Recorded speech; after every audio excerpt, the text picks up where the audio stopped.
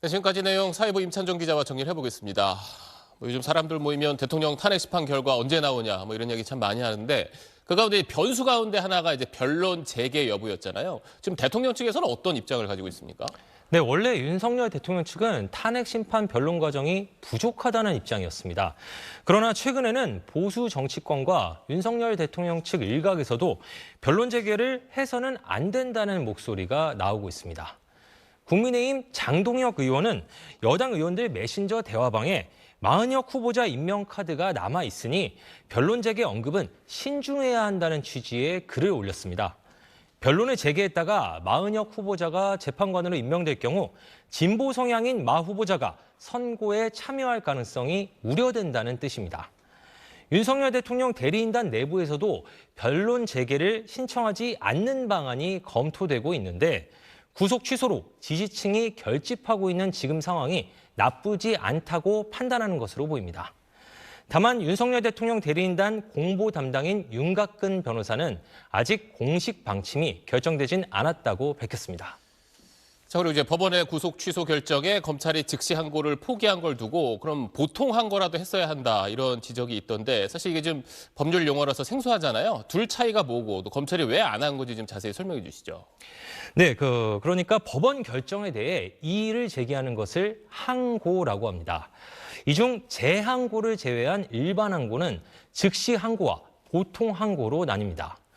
즉시 항고는 법에 규정된 특정 결정들에 대해서만 할 수 있는 항고입니다.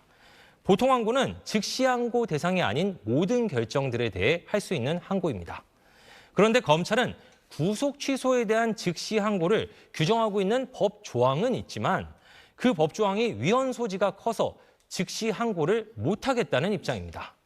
그러면 보통 항고라도 해야 하는 것 아니냐는 의견이 나오고 있는 건데 검찰은 즉시 항고 대상으로 규정된 구속 취소 같은 결정들에 대해선 보통 항고를 할 수 없다고 형사소송법 주석서에서 설명하고 있다면서 불가능한 이야기라고 주장하고 있습니다. 그럼 이제 구속 취소에 대해서는 아예 검사가 어떤 이의를 제기할 수 없다 이런 의미인 건가요?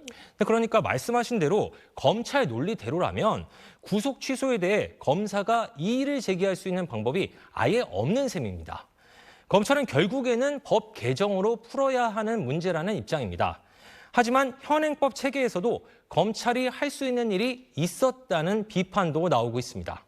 검찰이 즉시 항고했다면 윤 대통령 구금 상태가 유지되는 가운데 즉시 항고 사건 재판부가 위헌 소지가 큰 조항에 대해 위헌법률 심판을 해달라고 헌재에 제청했을 가능성이 큽니다. 검찰이 위헌법률 심판 제청을 해달라는 의견을 재판부에 밝힐 수도 있습니다. 그런데 이런 절차 없이 항고를 포기해서 오히려 위헌 여부를 따져볼 기회를 없애버렸다는 비판이 제기되는 겁니다. 특히 2년 전에는 검찰이 구속 취소에 대해 즉시 항고권을 행사했던 사실이 SBS 보도로 처음 확인되면서 즉시 항고 포기에 대한 비판의 목소리가 더욱 커진 상황입니다. 네, 알겠습니다. 임찬종 기자 오늘 소식 잘 들었습니다.